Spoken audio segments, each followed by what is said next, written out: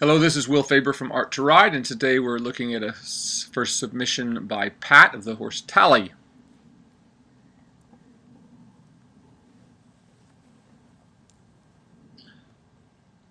What I would say right off the bat here with this one is I would just like to see those side reins with this particular horse just a little bit shorter. I feel like this horse gets too far out of the bridle before the bit comes into contact. To encourage him to stretch a little bit. So I'd just like to see that, maybe just take a little bit of the slack up on these. I think with this particular horse, it's a good idea to have the side reins where you have them, which is quite low along the sides, because this one looks a little bit difficult to get over its back. So I think that will be a better way to go. See, this is a horse that's a little bit straight behind, and it will make a big difference in this horse's movement is whether you get this horse moving over its back or not, because it's a kind of thing, a horse like this, you can literally go from a 3 mover to a 7 mover if you get it moving correctly. But we can see this one is a little bit straight behind and has a little bit of difficulty really flexing those hocks much at this point. So we really just need to get that walk. I mean, it's not a bad active walk that you have here, and you're going about it correctly. As I said, I would just... and there's some walk later on in the video where you get the horse quite nice. But see what I mean? And this horse can just throw its head a little bit too high still. So just a little bit shorter in those contacts. We don't want to try to tie the horse's head down, of course.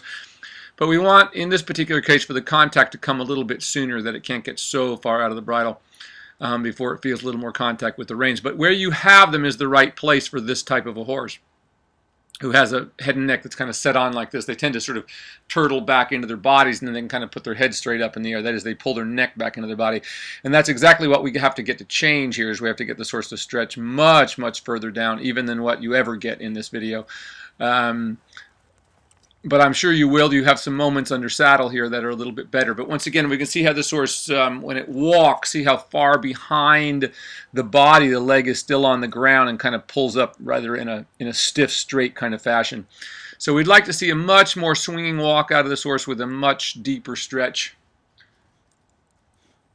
But once again, I applaud the way you're going about it here, nice and slowly. Taking your time, you are lunging correctly. You have the whip in the correct place and the line in the correct place. And I like the fact that you move the horse around a little bit. That is, you don't always just keep it on a circle, but move it around the ring a bit, and that's a good thing to do. But we can see when this one goes into the trot, he's very hollow, combined with the fact that he's a little straight behind, which makes it quite difficult for the horse. We can see what small little steps the horse is taking there. He doesn't run over the dog. He got out of there quickly enough. Goes to show how much respect other animals have for the size of horses. That's why they're still used in crowd control, interestingly enough. But there the hock is starting to move a little bit better, still just not really swinging. We can see how the horse is almost pulling its shoulders, up, its head up with each stride that it takes a little bit. And we can see that the bottom of the neck is rather ewe-necked, and there really isn't much flexion in the hock here. So we need to get a much bigger swing out of this horse than we're getting here, and a much deeper stretch in order to really get this horse over the back. This one will be a bit of a challenge, but as I said, the difference between a horse like this moving over its back and not will be enormous when you really get the horse swinging correctly. Now this is looking a little bit better as it's going here. I like how we're at least picking up a little bit of speed here, and that's a good thing. But we can still, if you can kind of see, look very closely, you can just sort of see how that horse just kind of stabs its front legs into the ground and kind of pulls itself along without, and kind of shuffles the back end along. The back end at the moment has almost nothing to do with this horse's forward movement. It's basically just stabbing and pulling with its shoulders, which is what we want to get it not to do, but to swing under a little deeper and begin to push itself up through the back. To send itself forward. But as I said, this horse's conformation, will make that, really apparent. When you get this horse swinging more over its back, it's going to look much better, and will basically transform this horse, and you can get a much bigger moving stride out of this horse than you're getting here. But we can see, once again, we look at the back, and these are the things that that you want to examine and have an idea, and keep looking at as the horse progresses. We can see this horse is behind the surcingle there. There's quite a dip in the back, moving back to the hips, and that just shows that even though this horse has quite a bit of flesh on its body, but its loin is really quite dropped, so the hip comes up high. I mean, if this horse actually lost, quite a bit of weight, that is, and you saw actually what the back looked like, you would see that there's probably a bump there on the hips. That is where the horse has gone so short in the stride. Once again, if you look just right in front of those hips there, you can see how there's a little dip in the back. and that's what we want to get rid of as time goes on, as the horse develops more over its top line and less on the underside of its neck. Once again, we can still see it's just kind of pulling along with its shoulders still. We're not really getting much of a stride here. That's a little bit better, and you're certainly headed in the right direction. There we go. Now that's starting to look a little bit better.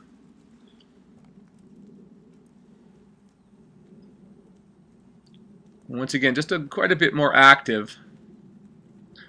And at first, sometimes with these kind of horses, we just have to, think of going a bit faster before anything else, just to kind of get them moving themselves around a little more, because this one's pretty earthbound, as you say. There you go. Good. Now I was curious to see the canter here. And once again, when you went to the canter, this horse just kind of braced upwards against the bridle, and it never really got into a decent canter. So this may be one of those horses that you want to trot for a long time before you do much canter, because that would not have been a useful canter for the horse, because it just basically braced upwards and cantered hollow. So that's not what we want to do or emphasize. So there are once in a while, about 1 in every 100 horses that I see canters better than it trots, and those horses we can very effectively canter when we can't get a good trot, and then come back and the trot's better. From what I just saw there, this is not one of them. We need to spend a lot more time getting this horse stretching through the back and just opening that stride up in the trot, because the canter, it's just going to be worse from what I saw there. But don't lose heart. A horse like this can learn, as I said, when it gets over its back, however you see it looking right now, which I'd call it about a 3-mover at this particular moment, I think you'll see this horse become more of a 6 or 7 mover when it gets working over its back. But that's why this type of dressage is so important to those of us who can't afford million-dollar horses, because all horses are interesting to train if you're willing to take the time to do it, and they can all work. That is, giving that there isn't something physically actually wrong with them, and the horses that are a little straight behind, and this one's a little flat in the croup, and straight behind, so that makes it a little hard for it to get underneath itself. So it makes it even more important that you do this correct dressage work. And over time, it will change. Like this horse looks kind of earthbound and rather on its forehand there, which it is. But as time goes on, once again, it takes a period of 1 to 2 years for that to happen. We see those withers pull up through the top, between the shoulder blades, that is, and the horse gets a much more uphill appearance. And even a horse like this, who isn't a big swinging mover, can develop that. And once again, that's what we want to do. If you go out and follow the training methods of some of these people, who can afford these incredible movers, and all they do is just pull them down with their hands, and it still looks like something, to people who don't know what they're looking at. Unfortunately, the show ring has gone way too far in that direction, in that the horse flesh is being judged more than the actual riding in many cases, especially in the upper levels, where we see so few horses actually in collection. And most of them kind of working hollow, but once again, if they were riding a horse like this, you would really notice. But some of these big movers, people can get by with that because they have so much movement that even moving kind of like the way this horse is moving, that is on its forehand and hollow, it still looks like something because there's so much natural movement. But unfortunately, what happens to those horses is they just get worn out very young, and of course that's what we're seeing all the time with so many young horses being crammed into frames these days. Once again, it's always about the people who sell horses. It's just like in the racing industry. If we would change, the racing industry to race 3-year-olds like they do in England, who have I can't tell you exactly, but there's a much, much lower breakdown rate than we have at our racetrack here, because we're basically running horses at 14 months old. On the track and training them, and they just can't hold up to it. So many of them break down, and we have to look at who gains. The people who gain by that are the breeders, and they're the ones who lobby because they don't want 3-year-old racing, because they want people to break down all those horses and have to buy another crop next year. And that's really a sad thing, and it's a sad, it's like that same thing when money becomes involved in things, and we've seen the same thing happen in dressage. But getting back to this now, we're starting to see a better trot here. Now this is starting to look like something here. Now that's more like the activity level that I'd like to see you get with this horse. And even you can see even started to stretch down a little bit. And once again, we can notice how the hocks are really starting to move a little better here. Now this is a huge improvement now all of a sudden. Now we're starting to get a stretch down through. And once again, you see the back legs aren't left on the ground. Now, they're still rather straight, but there's a much rounder looking movement in the hock there, and that's what we want to see. So that's really good. That's a big improvement. And once again, it's okay to do these short periods of canter like that, but once again, again, you see how the horse just kind of started stabbing its front legs in the canter and pulled its head really, really high and just really cantered hollow. So that's not very useful for the horse. Once again, I'd still like to see those side reins. I'd take them 3 or 4 holes shorter, just so we want the side reins adjusted so the horse just can't throw its head all the way up and evade the contact with the bridle. So just a little bit shorter here with this horse, I think, would encourage him to get a little bit deeper in the stretch, and of course get a little deeper under his body by virtue of doing so. But this is a much better, more active trot here. Good. So again, as I said, just shorten those side reins a little bit. But that's a lot better than what we started with. At least this now has a little bit of rhythm to it. So don't be afraid to start right off, and asking. I have a feeling, maybe you just weren't asking there, but ask for a little bit more activity right off the bat there, so to be in the beginning with this horse. Once again, look how the walk is a little better here now, and you see how the step, how the hock moves a little better in the walk there, like that. Even though he's just reaching down to scratch a little bit, but it does make a difference. The lower the horse goes with the head and neck, the bigger the step. Now that's a much more active step that he's starting to get there than he's trying to stretch there a little bit.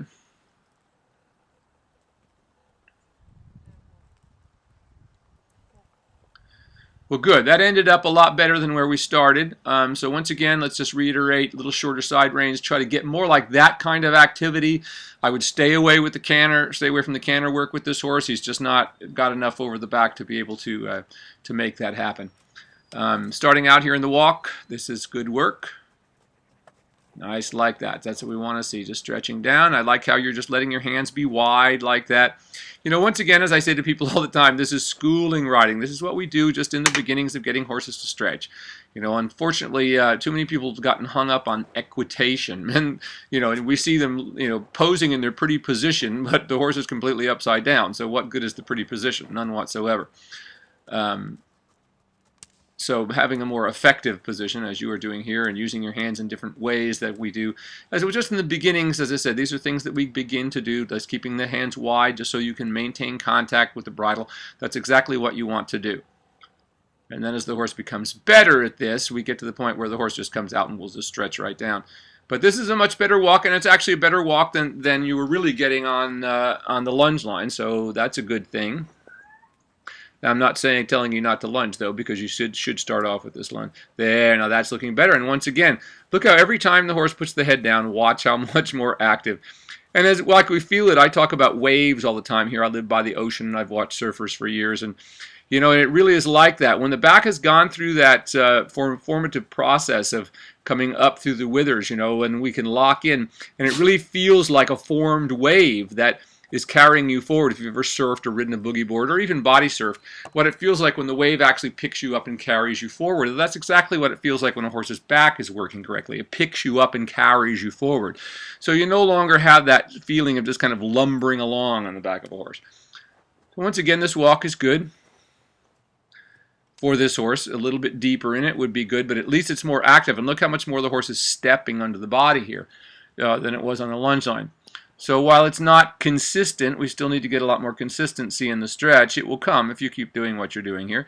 I like how you're keeping it to simple exercises. You're not trying to do things. And once again, remember, rhythm is what has to guide us. Rhythm in the position of the back. So, if we're doing things at a crawl, it really has very little value. Or if whatever we're doing is losing rhythm, it doesn't have much value. That's nice, though, coming into there. I'd like to see him stretch a little deeper, but the walk is active and the horse is picking up its feet better and stepping them down. There you go, like that. And once again, every time I just see the horse stretch a little bit more, it just looks that much better. There you go, and how the walk seems to take off. And once again, keep paying attention to how the horse's footfalls. When we're riding, we want to hear it like a metronome. Step, step, step, step, step, step. In the same rhythm all the time. Once again, I like how you're doing just nothing but big circles. Keep it simple. I see so many people come out and they walk like this, and all of a sudden they're trying to do turns on the haunches or turns on the forehand, even worse, which is one of the more useless exercises, in the sense that for a young horse, turns on the forehand tend to just teach them to move away from the leg a little bit, but tends to put them on the forehand and hollows them. So not a very useful exercise for young horses. This is a much better walk here. Good. There, and nice how you started off in the stretch there. Not bad at all. Now we see the horse hollow a little bit. That's typical of a horse at this level. And once again, don't worry about trying to make the transition perfect. I see people all the time like driving their horses nuts, trying to worry about whether the head and neck is in a perfect position when they start off into the trot, but they can't even keep it there in the trot. So don't worry about your transitions between the gaits until you can just keep the horse in a consistent frame in the gait, in each gait. And then you can start to worry about the other. There you go. That's looking a little better there, getting a little better. And once again, look how much better those hocks. The lower this horse goes through the head and neck, the better he looks behind. He actually's got a little, you can almost look at seeing bicycling there as a little bit, as I like to say. We see that round action of the hock. And that's looking a whole lot better. So it's got a ways to go, but there you go. Right there is about optimal for that horse right there that you're getting. Nice looking dogs you have there.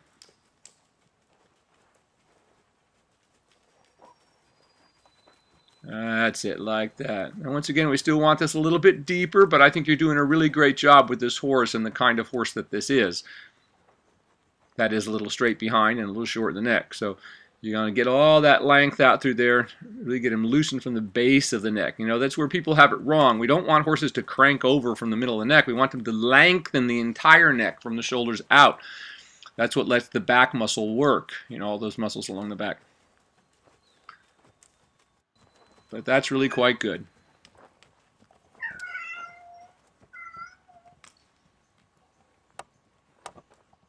Once again, I like how you're keeping this to simple turns and circles. I like how you made that transition just nice and easy. You didn't try to make the horse perfect in the transition. That was really good for his level. Now, once again, our goal is to get him to the point where he just stays there long and quite a bit deeper. But you got that trot to a better place than we ever got it on the lunge line, which is really great. I saw a lot more action there, so that was good. So everything's headed in the right direction. And I like this walk better as we come back to this. This is starting to look like it has a little swing in it. That's excellent. It's like those pups are trying to help you out there.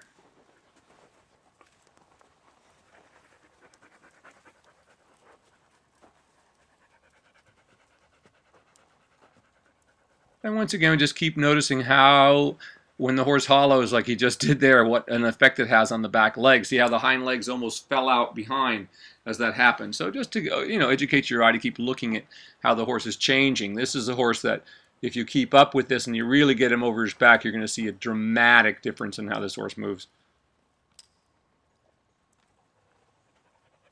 But everything you're doing is the right way to go about it, which is you're maintaining contact with the mouth of the horse, softening it as it goes down. That's exactly what you have to do. If you've learned this and you can get this done, this is the hardest thing in riding to learn how to do. Once you achieve this and you understand how it works, it just simplifies all of your training once again, because you won't be guessing anymore because the back is not up. You have to stretch the horse back down again. Those decisions will be made for you in a logical manner instead of trying to fight your way through a wall, is what we see so many people doing, asking horses to do movements that are impossible for them. And not a bad little shoulder forward there. A couple of steps. Once again, I wouldn't do too much of that with this horse, a little bit, because he tends to shorten a lot there. So once again, this walk has gotten a little slow. I want it a little more active again like you had it a moment ago. So once again, beware of the lateral work. If you find it slows the horse down too much, then it doesn't have a whole lot of value yet till we can get the horse to swinging in the walk better. But this is a good one because you can really see the difference in this horse so clearly when it starts to stretch and work its back as it does when it's hollow, because it just doesn't, its back legs just fall right out behind it. Like that, that's a better walk there, even though it needs to be a little bit more swinging and active, but at least you start to stretch a little deeper into it.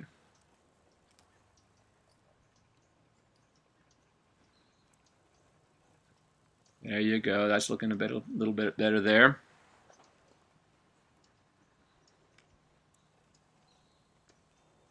Yeah, like that. Good, beautiful. If you can get that once, you can get it again. Great job. And that was really nice where you make that transition. Just put your leg on and send them forward. Good. Now we've got a much better trot. Now, once again, it's not perfect. It's not staying there every stride, but that's okay. You're on your way to getting that. If you can get it for 2 strides, you can eventually get it for 4, and then you can get it for 5, and then you can keep it all the time.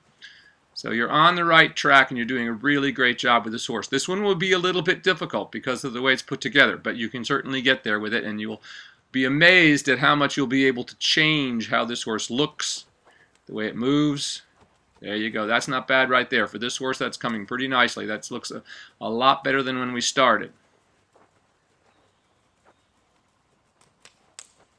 Really good job. So just reiterating, a little bit shorter on those side reins in the lunge. That'll help you get a little more out of the lunging. You know, don't try to tie the horse's head down, but just a little bit shorter so it can't throw its head quite so high in the lunge. This is good. You did a really great job on everything here. You know, this is a difficult one, I can see, but you're on the right track. There you go. Keep doing what you're doing. Just every time the horse changes, you simply send it forward again. Really, really nice job. So for your first submission, this is really great. You've done a great job with this horse. This is one that's going to show huge improvement when you really get it there and can keep it there consistently. But you certainly have gotten it there for moments, you know, about as good as this horse could be, I would say, for this particular day. But it's going to get better and better and better. So great job. Looks like a beautiful area where you're riding there. And you have some very nice horses, and we're going to see them improve a great deal over time. This is Will Faerber from Art to Ride. See you next time. Great job. Keep up the good work.